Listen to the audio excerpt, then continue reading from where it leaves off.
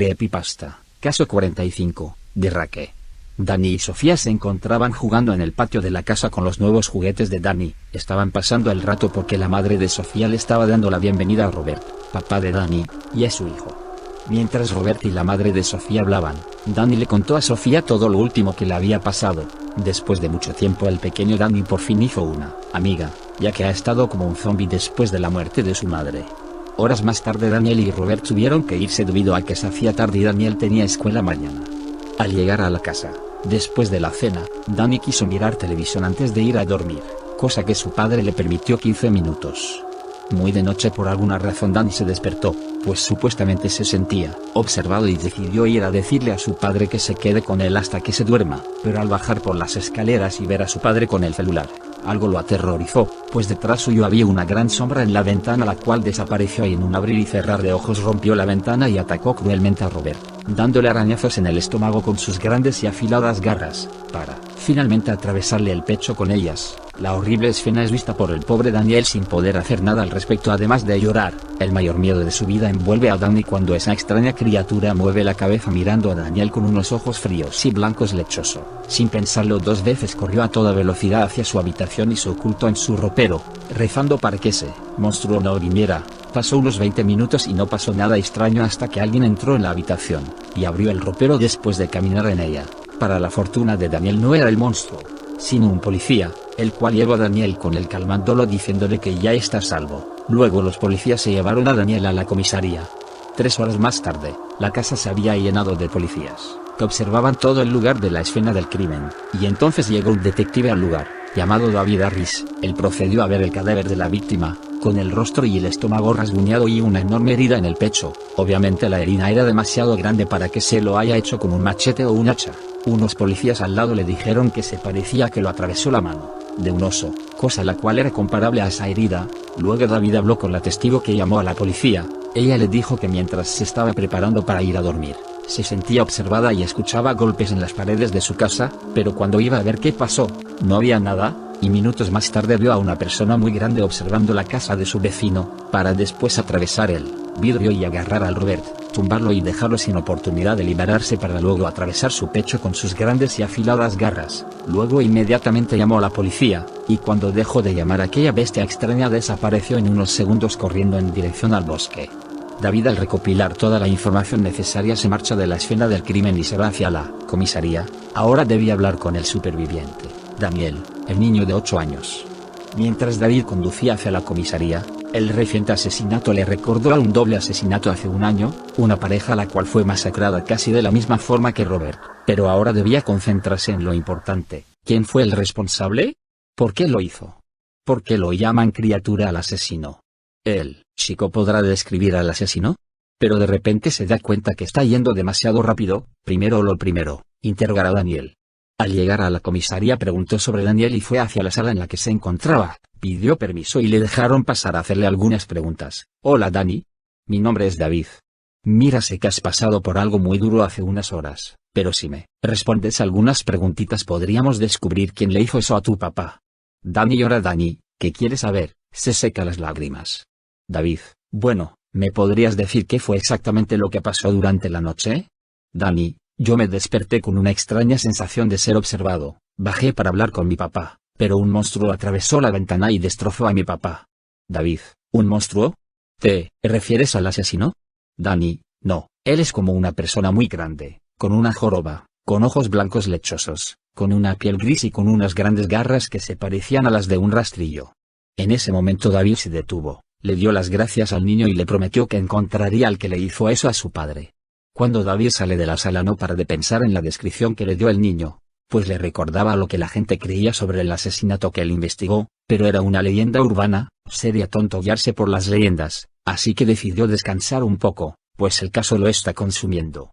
2 días después Adam ya había empacado todo en el vehículo igual que Jessica, y ambos estaban listos para viajar a la nueva ciudad a la que van a vivir, por lo que se suben al auto y se marcharon del lugar.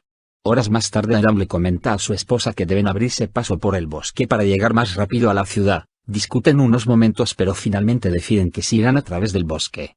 Pasan las horas hasta que se hace de noche, y es entonces cuando Adam decide parar el auto y bajarse para orinar. Luego regresa al auto y siguen viajando. Jessica se despierta poco a poco y empieza a ver sombras pasar velozmente por la carretera cerca de su vehículo. Ella prefirió no decirle a Dan porque no quería alarmarte, pero no sabía que él también veía lo mismo y no quería alarmar a Jessica. Sin embargo, ambos terminan quedándose pálidos al ver lo que se parecía a un hombre desnudo muy largo y desnutrido al lado de la carretera, mirándolos fijamente y saludándolos con la mano derecha. Al verlo bajó un poco la velocidad para verlo mejor y cuando lo vio en esa posición, tanto él como su esposa Jessica quedaron con los pelos de punta y Adam aceleró tratando de olvidar eso. Pero no se acaba aquí todo. A no más de 10 minutos, se volvieron a encontrar con esa cosa de vuelta, esta vez mucho más hostil, siendo que empezó a correr al lado del auto, luego en un movimiento rápido se tira encima del vehículo provocando que lo choquen, lo manden a volar hacia atrás del auto golpeándose fuertemente contra el suelo. La tensión envuelve a Dan y a Jessica cuando el auto se detiene y ven a esa criatura levantarse y retorcer su cuerpo haciendo sonar sus huesos hasta que se puso el cuerpo en forma. Y justo en ese momento el auto arranca y Adam pisa el acelerador dejando muy atrás a la criatura y escuchando su fuerte rugido. Luego por el espejo retrovisor ven como la criatura se va corriendo en dirección contraria. A la mañana siguiente Adam y Jessica hablan sobre el tema, y deciden tratar de olvidar todo eso que ya están cerca de llegar a su nuevo hogar. Pero en ese momento el prender la radio les hizo recordar todo y sacar sus conclusiones de lo que pasó. En la radio anunciaron el calentamiento de un camión en el medio de la ruta del bosque. El conductor no sobrevivió, pero no por el choque, sino por un motivo aparentemente desconocido. David se encontraba manejando de vuelta hacia una escena del crimen, esta vez a las 3 de la tarde, con lluvia y al lado de la carretera en un bosque. Al llegar un oficial le dice que lo quieren registrando la escena, por lo que se dirige hacia el camión volcado hasta la cabina del conductor. Al llegar ve a un detective de unos 50 años registrándola, el cual le dice: «Hola, soy Richard e igual que tú estoy investigando esto». Posteriormente, luego de revisar por momentos el camión, David exclama: «David, no hace falta ser detective para darse cuenta de que esto fue intencional, un asesinato, no un accidente como dicen en la radio». Richard: «Sí, pero bueno, ¿qué importa? ¿Encontraste algo interesante?» David: «Sí. Como ves, el asesino arrancó las ruedas del camión y se abrió paso a la cabina mediante el cristal. Hay manchas de sangre en el asiento pero no hay cadáver ni un lugar por el que continúe la sangre». Richard: «Eso ya lo sé, David, ¿para qué me lo explicas?» David: «Calma. Mira esto, Richard, vaya».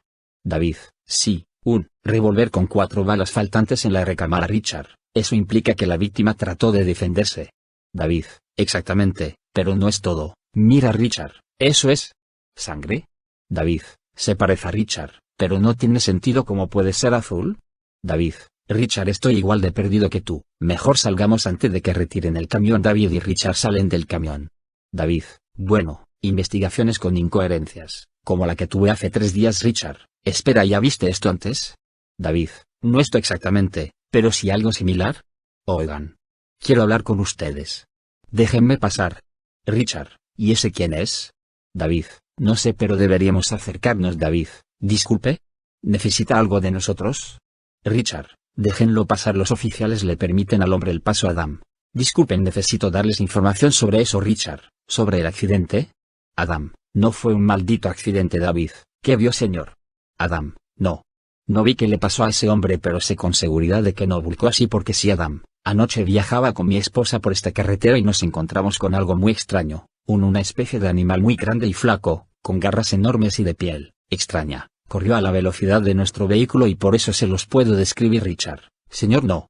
Adam: «Escuchen. Esa cosa la chocamos y cayó al suelo y aún así se levantó y retorció sus huesos». David: Adam: «Pero lo peor es que se marchó en esta dirección y que esta mañana estaba escrito rayado en el vidrio de la ventana de mi dormitorio de Raque». David: «Señor, gracias por su información. Ahora debe irse». Los policías llevan a Adam hasta la salida. Una vez que Adam se marchó, Richard ríe y exclama: «Richard, ¿en qué estaba pensando ese hombre?» Pero David estaba indeciso sobre si creerle a Adam o no. Por lo que luego de una pequeña conversación David se marcha al ya tener toda la información que necesitaba, aunque a estas alturas las sospechas que David tiene sobre aquella historia empiezan a tomar fuerza y se da cuenta de que algo muy malo está pasando aquí, y que posiblemente el asesino no sea humano. David opta por marcharse a casa a pensar esto más a fondo. 6 horas más tarde. «Javier, no seas tonto, Carlos, jódete». «Javier, ¿en serio no vas a venir?» «Carlos, no estoy con muchas ganas». «Javier, vamos, hermanito, te prometo que ningún monstruo te matará». «Carlos, no seas tan imbécil». «Javier, pues vamos, Javier, vamos. Hasta cargue tu escopeta, y armé el equipo». «Carlos, ya te dije que iré, pero espera un minuto». «Javier, Ok, luego de un rato los hermanos estaban listos para la cacería. Javier, ¿a cazar? Carlos, a cazar. Carlos y Javier salieron a cazar a la noche, más o menos a las 10 p.m., pues les gustaba cazar de noche y hacía mucho que no lo hacían.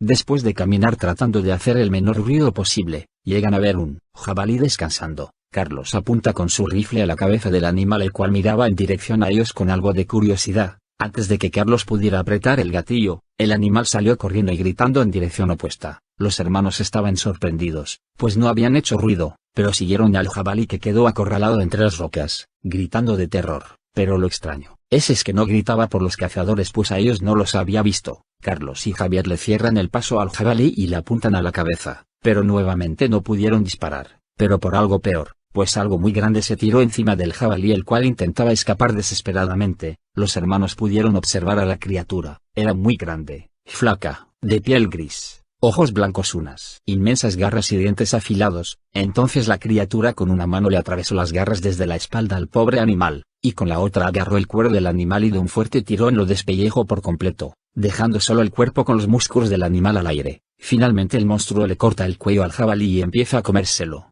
Carlos y Javier estaban horrorizados por lo ocurrido. No estaban asustados, estaban más aterrados que en toda su vida, terror que aumentó cuando la criatura los observó y de un gran salto llegó al lado de ellos, observándolos detalladamente y sonriendo, dejando ver sus 2 hileras de dientes. Ambos apuntan al monstruo con miedo a disparar, hasta que Javier le dispara 2 veces en el pecho con su rifle. El monstruo ni se inmuta por el ataque y la herida que le hizo el disparo se curó en cuestión de segundos, mientras el monstruo solo le sonríe a Javier para que sienta aún más miedo. Luego Carlos le dispara en el cuello y en la cabeza, cosa que le molestó más al monstruo, pero aún así ni siquiera se caía y herida se volvió a curar anormalmente rápido. Cuando Javier estaba por dispararle una tercera vez, en un abrir y cerrar de ojos, el monstruo reacciona rápido, quitándole el arma de un golpe con una mano y con la otra de rasguño el cuello. Un montón de sangre empezó a caer desde el cuello de Javier, también desde su boca y nariz. El cuerpo de Javier cayó al suelo y su cabeza se separó de su cuerpo. Lo había decapitado. Carlos, sin pensarlo 2 veces, corrió a toda velocidad de vuelta a su cabaña,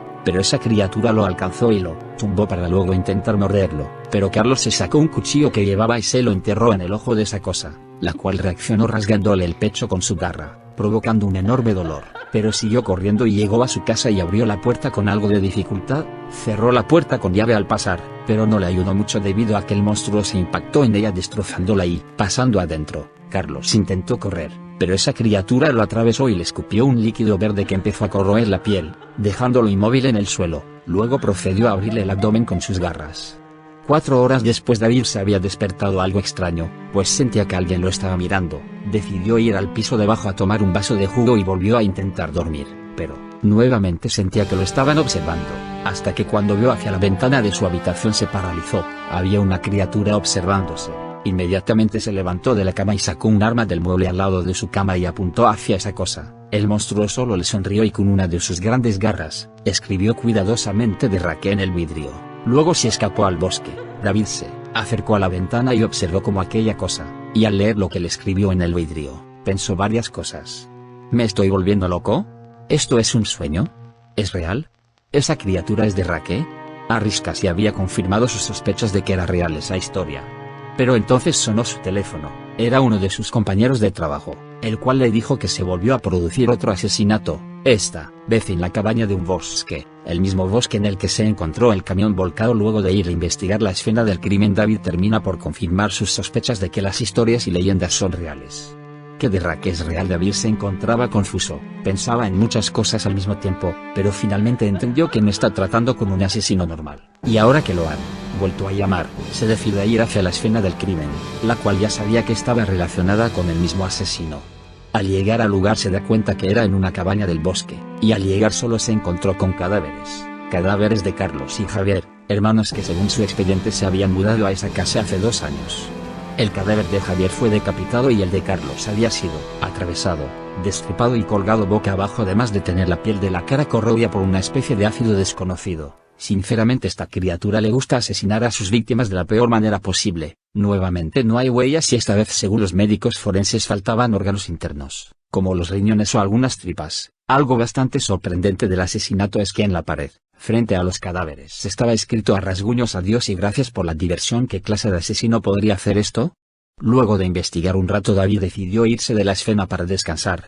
Al día siguiente empezó a investigar acerca de aquella leyenda urbana, luego fue a la sala de casos cerrados en la comisaría y empezó a buscar algo similar a este tipo de asesinatos. No había cosas realmente especiales. Sin embargo, se encontró con un título que le llamó la atención: Caso 45, de Raque. Al abrir el expediente se encontró con fotografías de la criatura que lo había visitado la noche anterior. Estaba seguro que era la misma criatura debido a su gran parecido. Luego de las fotografías, un gran texto que decía lo siguiente: Hola, me llamo Samuel, no sé si a alguien le pasará lo que me pasó a mí, así que pero aún así esta sería la razón por la que escribí esto, para evitar que vuelva a pasar. Si tienes familia debes alejarla cuando empieces a investigar, ya que los podrías poner en peligro de muerte, que no te pase lo que me pasó a mí. En fin, el caso es que por esta criatura de mierda perdí casi todo, y estoy más que seguro que a más de uno le pasará lo mismo. Si viste a Raque o lo que le hace a sus víctimas, ya debes tener una idea de a lo que te estás enfrentando. Si quieres podríamos conversar más a fondo el tema, solo que tendría que encontrarme, y no será tan fácil ya que me cambie de identidad. Ahora me llamo Jay Albert, si quieren saber mi casa y mi dirección les diré dónde pueden encontrar la información. En el Colegio de los Niños Buenos, un lugar que ya ha sido abandonado hace mucho, en la oficina del director del piso de arriba, se encuentra en el primer cajón del escritorio. Con eso sabrán cómo encontrar la dirección del colegio. David sentía que esto podría ser la respuesta de todo, de quién es el asesino, dónde se encuentra e incluso cómo matarlo, así que sin más, se preparó y se dirigió a la dirección. 5 horas más tarde, está oscureciendo, y David Harris llegó al lugar. Ese tal Samuel tenía razón, esta estructura lleva abandonada mucho tiempo. David posiciona su vehículo de forma en la que pueda acelerar y escapar rápidamente del lugar por si pasan problemas y deba emprender una huida rápida. David intentó abrir la puerta pero estaba cerrada. Sin pensarlo 2 veces tumbó la puerta de metal abalanzándose y ahuyentó a algunas ratas que se encontraban cerca de la puerta. Con su pistola Glock 17 en su mano derecha y su linterna en la izquierda empezó a recorrer los pasillos de la escuela abandonada. David podía sentir el olor a suciedad de abandonado mientras caminaba por los pasillos de la escuela abandonada. Sin embargo, no sabía que eso solo era el principio. Al llegar al pasillo que daba hacia las escaleras, escuchó ruidos extraños con cada paso. Muebles cayéndose, bancos tirados, y pizarrones rayados, todo casi instantáneamente. ¿Pero qué mierda sucede aquí?, pensó David mientras llegaba a las escaleras. La cosa empeoró cuando llegó al segundo piso, pues ahora, además de escuchar ruidos peores, como lo eran gruñidos escalofriantes, sentía olor a putrefacción, como si fuera carne podrida, y debido a los cuerpos de las víctimas que investigó podía deducir que era olor a carne humana podrida. El miedo recorrió la piel de David. Sabía que nada andaba bien y que alguien lo estaba vigilando pese a no saber quién. Entonces llegó al tercer piso, lugar donde supuestamente estaba el documento y donde se encontró con lo peor. Habían muchos cadáveres de personas, algunos con las tripas fuera de sus cuerpos, otros con la cabeza y columna vertebral arrancada, otros completamente despellejados y otros con extremidades faltantes y graves mordeduras en la cara y pecho. En total eran 15 personas, todas muertas obviamente. Para David esto no significa algo realmente peligroso. El problema es que ya no está en una escena del crimen, él está caminando frente a aquellos cadáveres y siendo un blanco fácil, estaba en uno de los peores momentos de su vida, y luego de ver sombras moverse en la oscuridad y más sangre, llegó finalmente a la oficina del director. En ella se encontraba un esqueleto podrido sentado en la esquina de la pared, y en el escritorio viejo habían 3 cajones. En el primero estaba el documento del tal Samuel, su nombre era Highcrest, y entre varios datos personales suyos se encontraba la dirección y la manera de llegar bien detallada. David guardó los documentos y se dispuso a irse, pero al ver la puerta, su corazón palpitó más rápido. Había una mano monstruosa en la puerta, su piel era gris oscura y sucia, sin pelo, huesuda, y sus garras eran enormes y con cierta similitud a las de un rastrillo. David sacó su pistola, quitó el seguro y apuntó. La mano se extendió y empezó a moverse indicando el gesto de hola y adiós. Entonces se fue hacia el costado. David estaba temblando, no sabía si salir o quedarse, pero no tenía opción, no podía quedarse ahí por siempre, así que nuevamente, con pistola y linterna en mano, caminó hacia la puerta. Al salir miró hacia ambos lados de la puerta y no había nadie, por lo que con gran precaución caminó hacia la salida por el mismo camino en el que vino. Sin embargo, al bajar al segundo piso se encontró con la criatura. Estaba parada y con los brazos extendidos mirando hacia una pared. David se le acercó lentamente apuntándole y alumbrando. Cuando estaba a unos pasos de la criatura, esta se dio la vuelta rápidamente, mirando al detective aterrado. Entonces empezó a mover las manos ensangrentadas saludando a David. para posteriormente sonreír y decirle de Raque. David no aguantó más y le disparó 3 veces en el pecho a la criatura, la cual ni se inmutó a pesar de la sangre que salía de sus graves heridas, y en cuestión de segundos dichas heridas se curaron, y con gran velocidad la criatura le quitó el arma de un golpe y rasgó la pierna a David haciéndole caer. Cayó gritando del dolor. El monstruo procedió a subirse encima de su víctima y, mientras intentaba forcejear, David le dio varios puñetazos y luego de Raque le hizo un gran corte en el pecho. De Raque intenta dar varios ataques y David los esquiva e interceptó. David coge su pistola y le dispara varios tiros pero de Raque los esquiva. David da un grito y logra conectar golpes y patadas a de Raque, luego lo dejó ir. El hombre asustado se movió hacia su arma y cuando la agarró, le disparó varias veces en partes como el pecho, cuello y 2 veces en la cabeza. Esto aparentemente lo enojó ya que su gesto cambió y luego gritó con tal fuerza que David tuvo que taparse los oídos por los gritos. Se levantó y bajó las escaleras hacia el último piso en donde estaba la salida. El monstruo bajó más rápido y se le puso enfrente, pero David gastó su cargador en la cara del monstruo, dejándolo levemente aturdido, lo suficiente para que David corriera hacia la salida, se subiera al auto y se marchara, no sin recibir un zarpazo en la cajuela del vehículo, y mientras se marchaba, David lo observaba por el espejo retrovisor hasta perderlo de vista en el horizonte. Ese fue el día en el que David comprendió que existía lo sobrenatural, y aquello casi lo mata, pero por ahora debía curarse sus heridas y visitar a Samuel Highcrest. Tenía varias preguntas que le debían responder. Harris piensa: bueno, luego de mi gran experiencia en aquel abandonado colegio tuve que irme a un hotel para curarme y pasar la noche, así que lo hice aunque demoró un poco encontrar el hotel. Al día siguiente estaba listo para continuar y para ir a visitar a ese tal Highcrest. Fue un día algo complicado pero llegué a la casa en un vecindario algo pequeño, una casa de 2 pisos, con patio y garaje, lo normal. Toqué el timbre de la puerta y me recibió. Era un hombre más o menos de mi estatura, de unos 55 años, con un saco negro y de piel blanca. Con una mirada vacía dijo: «Hey, ¿en qué puedo ayudarle?» «David, en esto». Y le mostré el documento con su nombre real y el documento es del caso 45. El hombre se quedó pensativo unos momentos y me dijo: «Hey, pase». Mientras abría la puerta caminamos hasta la sala y nos sentamos cada uno en un sillón. Jay me ofreció una bebida pero le dije que no era necesario. «Hey, ¿cómo se llama, señor?» «David, me llamo David Harris, soy detective, y me gustaría que me dé respuestas sobre esta cosa». De Raque. «Hey, ja. Sabía que diría eso David, ¿o qué? ¿Cree que es casualidad que un extraño venga a visitarlo?» «Hey, bueno, basta de bromas. Sí, no creí que otra persona haya sobrevivido y me encuentre con ella para hablar sobre esa criatura, pero fue mi objetivo desde hace mucho cuando dejé mis investigaciones para las próximas víctimas. Hey, Bueno, voy a contarle algunas historias. No muy agradables, así que empecemos. Bueno, hace unos 8 años. Yo, antes era un ciudadano normal, era policía y estaba casado, todo iba muy normal, hasta que de golpe y porrazo un día, mejor dicho una noche, volvía del trabajo y encontré mi casa toda destrozada, incluso un muro estaba destrozado, como si se hubiesen impactado en él rompiéndolo.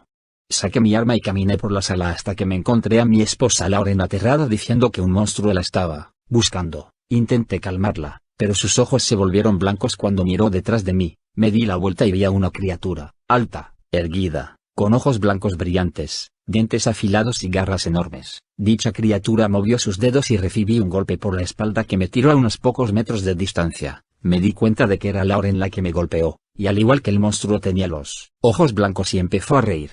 El monstruo se empezó a acercar a ella. Repentinamente saqué mi arma, le disparé a la criatura varias veces en la cabeza, pero no le importaba en lo más mínimo. Al parecer estaba jugando al títere con Lauren, moviéndola usando sus dedos y la dejó en un estado hipnótico con sus ojos blancos, hasta que finalmente la atravesó con sus garras en el vientre. Los ojos de ella volvieron a la normalidad y empezó a llorar mientras el monstruo le retorcía sus gigantes dedos en todo su abdomen. Estaba enfurecido y traté de levantarme, pero repentinamente la bestia extendió su brazo hacia mí y una extraña fuerza me sometió al suelo. No podía moverme, no entendía qué es lo que estaba haciendo, como si tuviera alguna especie de telequinesis, eso que se ve en las películas. Y bueno, no pude hacer nada. Asesinó a mi esposa y al hijo que venía en camino con ella, y en un santiamén se marchó. Cuando finalmente me permitió ponerme de pie, solo pensé en acercarme al cuerpo de Lauren. Estaba destrozada. Lo demás es cuento viejo. La policía pensó en culparme del asesinato, pero se dieron cuenta de que era imposible que algún humano fuera capaz de hacer tal acto. El simple hecho de que ningún arma cortante es lo suficientemente grande como para rajar así un cuerpo humano. De hecho se parecía a una combinación de garras de animal y de un rastrillo, y pronto dejaron el caso olvidado. Excepto yo, pues recordé bien que la criatura había escrito con sangre en las paredes lo que parecía ser su nombre de Rake. Por lo tanto, aprovechando la tecnología de hoy en día, me puse a investigar en internet, y no tardé en encontrar miles de respuestas. Sin embargo, casi todo se trataba de cuentos y leyendas urbanas, hasta que me encontré con algo que, por mi experiencia en la policía, era un caso policial que alguien subió sin permiso, de varios integrantes de una secta la cual ofrecía sacrificios humanos y animales para invocar al ser llamado de Rake. El archivo fue borrado posiblemente porque la policía se dio cuenta de que revelaron uno de sus archivos al público, pero recordé el nombre de la secta que se menciona y seguí buscando. Eran una secta de satánicos que según sus creencias podrían liberar a un demonio al mundo para crear caos al completar ciertos sacrificios humanos y de animales matándolos de diferentes formas.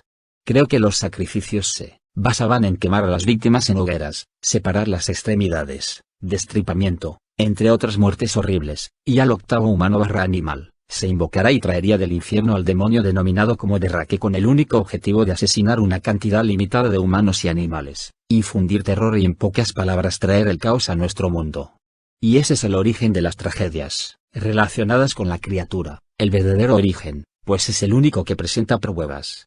Que la criatura te esté siguiendo es por el hecho de que quiere más víctimas para su diversión, y el hecho de que te haya dejado escapar es para seguir torturándote. Ya lo ha hecho más de una vez. No eres la primera persona a la que usa como juguete. Investigué otros casos: Ronald Wire, Krista June, Sean Williams, Jane López.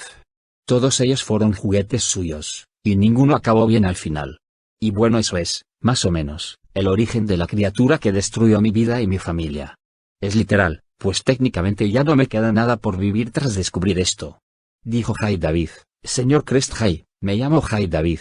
Jay si dice que fue víctima de esta criatura, hace años, ¿por qué está vivo todavía? Jay, es algo complicado David, le escuchó Jay. Bueno, en realidad no lo es, solo que al parecer el monstruo solo quería venir a matar a mi esposa y dejarme destrozado a mí y nada más. De hecho he tenido encuentros con él, y nunca me ha matado. A decir verdad no soy una gran amenaza para él. He investigado acerca de las atrocidades que ha hecho, y de las peores. Podría decir. Una vez, incitó a una familia a suicidarse, debido a sus juegos y su forma de torturarlas psicológicamente. Incluso en una ocasión, en una fiesta de adolescentes en un barco, este se metió dentro de él y destrozó el metal de abajo que lo hacía flotar con sus garras y en el proceso asesinó a las víctimas. Tenga en cuenta que esto no lo sé porque sí, en los lugares él escribe pistas enseñando que fue él. Por ejemplo, mire esta foto del barco, encallado. Él mismo rompió el metal escribiendo de Rake. Sin embargo, el gobierno se ha preocupado en ocultar todo, con tal de que nadie sepa lo que en verdad ocurrió.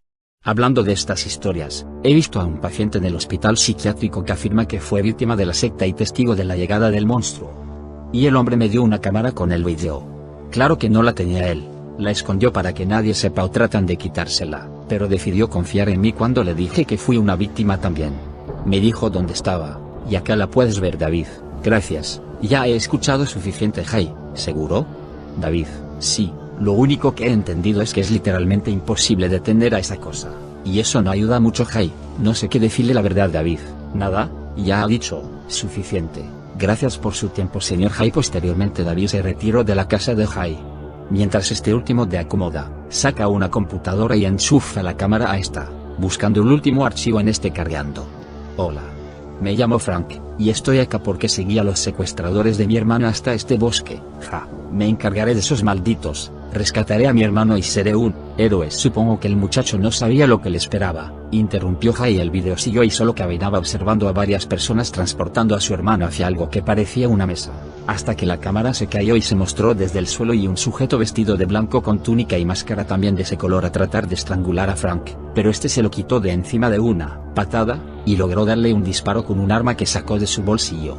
El hombre murió y el chico estaba aterrado por lo que acababa de hacer. Sin embargo recobró fuerzas y llegó al lugar donde tenían atado a su hermano y a otra persona más, y la secta de psicópatas asesinó a la otra persona a base de puñaladas en un altar que tenía escrito Rake en él. Parece que Frank se estaba dando cuenta de la situación en la que estaba, antes de que le hagan lo mismo o algo peor a su hermano.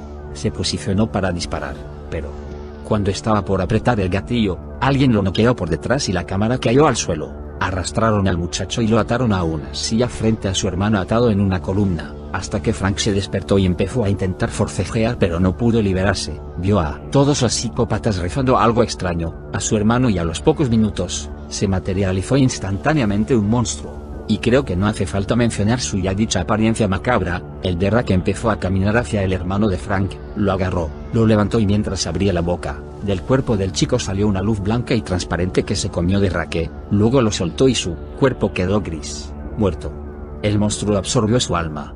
Entonces los fanáticos desataron a Frank y mientras le devolvía la cámara le dijo uno: ahora sabe la raza humana lo que le espera. Muéstralo. Frank empezó a correr y gritar y a su vez apagó la cámara. Angela estaba escondida bajo su cama en su habitación, mientras rezaba para que aquel ser diabólico no la encontrara, y por alguna razón, mientras estaba ahí, repasó cómo empezó su día, de manera tranquila y normal a volverse una pesadilla real. Era un día normal. Se despertó a la mañana, malhumorada como siempre, y bajó hacia la cocina para hacerse el desayuno, mientras miraba la televisión y a su vez a la gran cantidad de hombres armados rodeando su gran mansión, mejor dicho, mansión de su padre. Resulta que su familia era adinerada desde siempre, más que nada debido a que su padre Ernesto era un político importante. Tal dinero tenía que contrató un gran grupo de mercenarios para patrullar su casa y mantener a salvo a su familia constantemente, porque, de cierta manera, habían peligros desde hace unos meses. Obviamente no estaba preparado para lo que iba a ocurrirle ese día.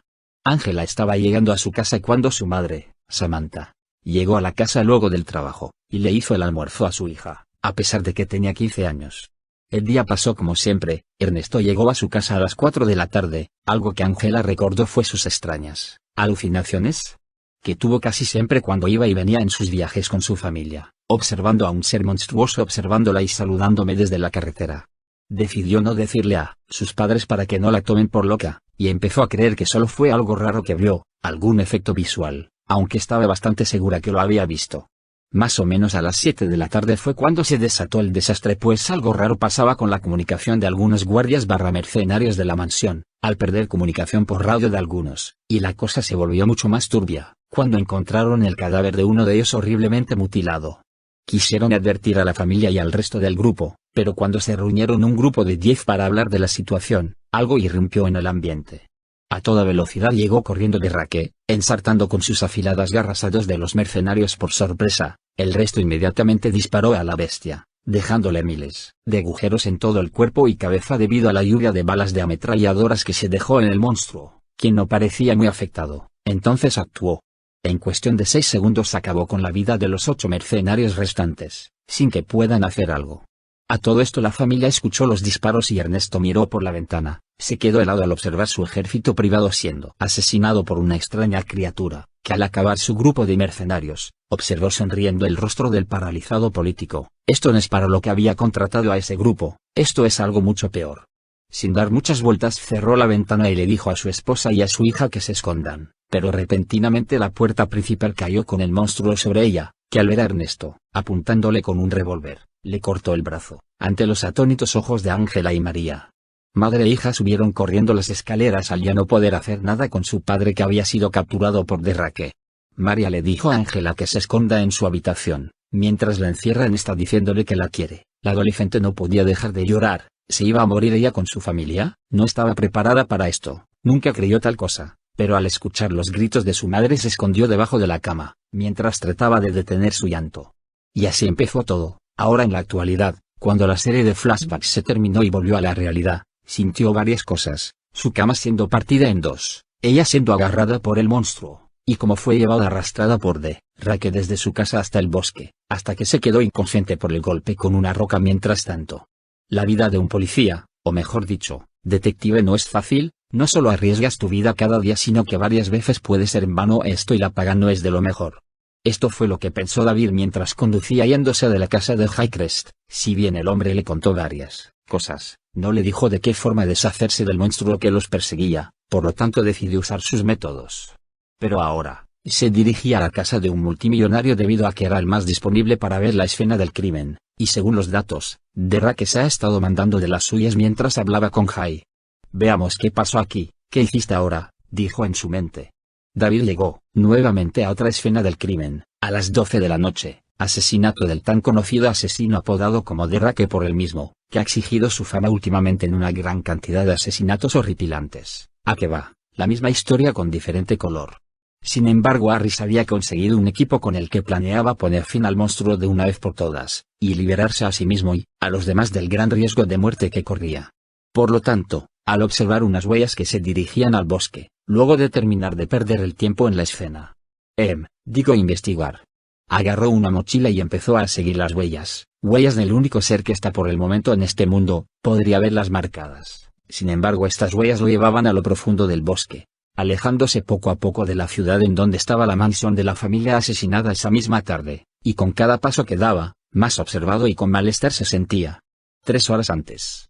Jay terminó de ver el vídeo y decidió volver a encontrarse con la criatura, esta vez con la única razón de que uno de ellos muera en el acto. Ya estaba cansado de que ese monstruo siga por ahí luego de haber acabado con su familia y que nunca en sus variados intentos haya conseguido nada. Por lo tanto, como él mismo sabe, no tiene alguna razón para seguir viviendo, así que se arma con un revólver calibre 50, su favorito, y cuando estaba por salir de su casa, un golpe con un palo lo deja con la vista borrosa en el suelo, hasta que ahí se da cuenta que en realidad Derrake lo había tocado con uno de sus dedos en la frente que lo noqueó, pues parece que ahora el Derrake también tiene ganas de acabar con los cabos sueltos que dejó. Ahora, el detective David Harris continuó siguiendo la cola del tiburón como quien dice. Y llegó a algo que de verdad no se esperaba, era una especie de edificio pequeño abandonado, como de unos 3. No mejor dicho 3 pisos y medio, ya que la planta alta estaba destrozada al entrar en dicho lugar. Su sentimiento de temor y de ser observado cual venado por un león aumentaron y mucho. Sabía que estaba en lo que parecía ser la guarida, refugio, casa o lo que sea de Derrake. Parpadeó otra vez, y a la tercera, finalmente abrió los ojos. Jay estaba atado, no entendía cómo demonios, pero al parecer la bestia lo había atado en una habitación muy grande y oscura, pero no solo a él, se encontraba una gran cantidad de personas en ese sitio, todos atados, inmovilizados. Tras conversar con uno de ellos, le dijo que el Derrake los tiene ahí para torturarlos y matarlos, por ende sabía el destino que le esperaba si no salía de ese lugar pronto, aunque se tomó un momento para pensar que la criatura a la que consideraba con instinto animal, era astuta, y mucho. Entonces, mientras se desataba con algo de técnica de su experiencia policíaca, llegó el Derrake en 4 patas a la habitación, observando la gran cantidad de hombres y mujeres que se horrorizaban al saber el fatal destino que le podría ocurrir a cualquiera. Entonces Derrake se acercó a una mujer atada, cortó sus ataduras mientras la agarró con una mano inmovilizando, y sobre ella escupe ácido que corrió la piel y huesos de la pobre chica en segundos, terminando su vida con un insoportable grito hasta convertirse en un charco de sangre sin casi ningún órgano, y después de esa escena el Derrake se marchó de la habitación, y Jay aprovechó para terminar de desatarse y desatar a la mayor cantidad posible de víctimas. A todo esto, David había escuchado ese gran grito, lo cual aumentó todos los malos sentimientos que le corrían el pellejo, pero aún estaba en forma para terminar la tarea que estaba haciendo, matar a Derrake con su guarida, y para esto colocará bombas en distintas partes del lugar, lo que parecía ser los lugares claves para que el lugar estallara por completo. Tenía las bombas en la mochila, estaba preparado para cualquier ocasión, y sabía que el monstruo tenía refugio, como sucedió en la escuela. Llevaba colocando 6 bombas, faltaban 4. Pero las cosas se volvieron difíciles al ver a Derrake patrullando la zona. En eso se volvió la situación de la escuela, solo que mucho peor, pues esta vez, Derrake le estaba pisando los talones y dudaba de que lo deje ir. Sustos y miedo, silencio y tensión, todo combinado. Y tras colocar la 10ª bomba, al darse la vuelta se topó con él, otra vez. Tanto David como Derrake sabían una cosa, uno solo saldría de ahí, y David dejó detrás el miedo y reunió coraje.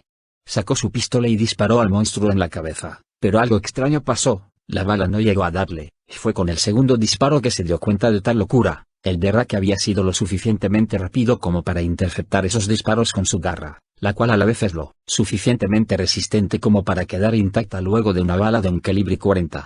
Fue al 6º disparo que David acertó, en la garganta, y mientras Derrake escupió la bala, David corrió hacia una esquina a tratar de esconderse. Pero se sorprendió mucho al ver detrás suyo a Jay otra vez. David, Jay, David.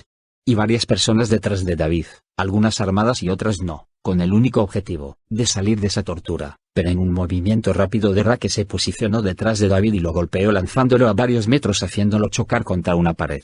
Y así empezó la nueva masacre.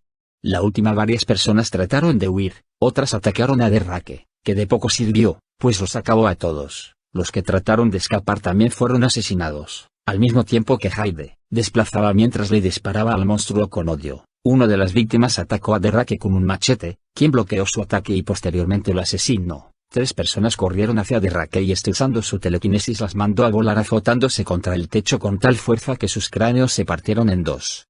En ese entonces David empezó a recobrar la conciencia como a la vez.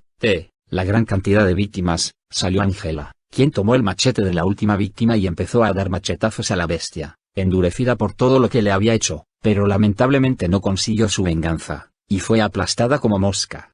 David se acercó al enojado Jay disparando y le propuso escapar juntos y volar la estructura con Derrake dentro. Crest dijo que sí, y mientras iban a la salida se lo replanteó.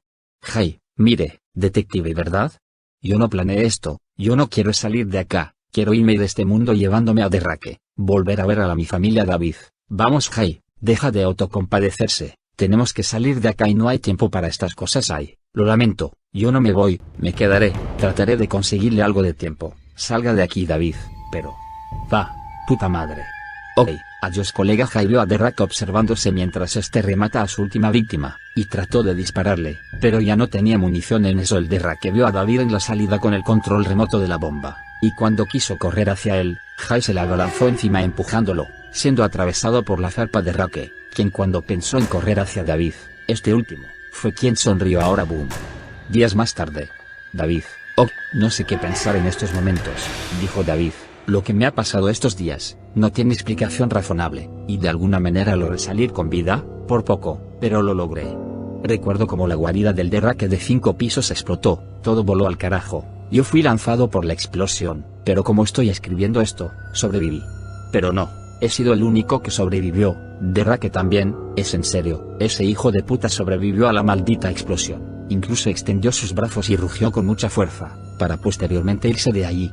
Sé que no acabé con la vida de mi monstruoso acechante, pero ya no le tengo miedo, y lo he demostrado. No sé qué planea ahora, pero me da igual si quiere venir por mí, estoy preparado, ya vi todo lo que tenía que ver, y si ese hijo de puta no se entromete en mi camino haré lo posible para alejarme de los eventos ocurridos, que ya estoy terminando de escribir en este archivo en mi computadora. He conseguido unas vacaciones, y decidí irme del país, a lo mejor me ayuda. Y entonces David apagó la computadora portátil. Al día siguiente observo desde aquí, mi ventana de este avión el lugar, de abajo, viendo aquella estructura, más bien sus escombros, siendo una nueva escena del crimen, donde tuve mi último enfrentamiento, aunque nadie más que yo lo sabe, nadie con vida. Me pregunto, ¿a quién perseguirá ahora Derrake? Dijo David en su mente. Adiós. Bien gente, espero que les haya gustado esta creepypasta. Les invitamos a seguir nuestro canal de YouTube Creepypastas y Relatos de Terror. Hasta la próxima.